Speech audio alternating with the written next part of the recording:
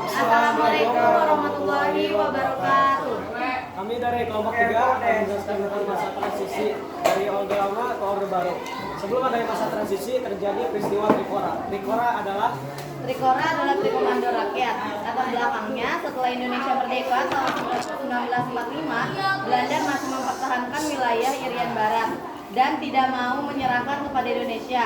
Belanda bahkan merencanakan membentuk negara Papua sendiri yang jelas mengancam keutuhan wilayah Indonesia. Upaya diplomasi Indonesia tidak berhasil sehingga Presiden Soekarno mengambil langkah tegas dengan menyuruhkan Trikora pada 19 Desember 1951 di Yogyakarta sebagai bentuk perlawanan politik dan militer. Isi dari Trikora adalah gagalkan pembentukan negara boneka Papua buatan Belanda kolonial. 2. Kibarkanlah sang merah putih di Irian Barat, tanah air Indonesia. Yang ketiga, bersiaplah untuk mobilisasi umum guna mempertahankan kemerdekaan dan kesatuan tanah air dan bangsa. Yang kedua ada Tritura, Tri tuntutan rakyat.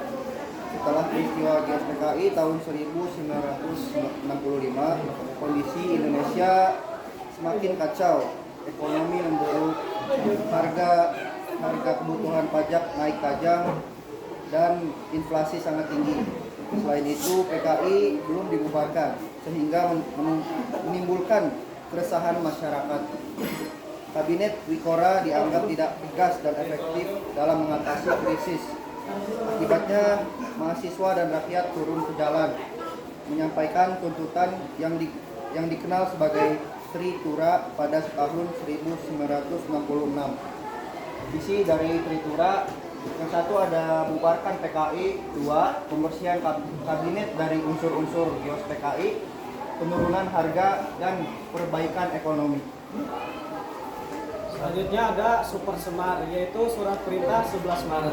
Setelah Tritura, situasi politik semakin tidak stabil, terjadinya demonstrasi besar-besaran, konflik antara pendukung Soekarno dan juga militer, serta keamanan terhadap keamanan negara. Presiden Soekarno dianggap kehilangan kendali atas keadaannya.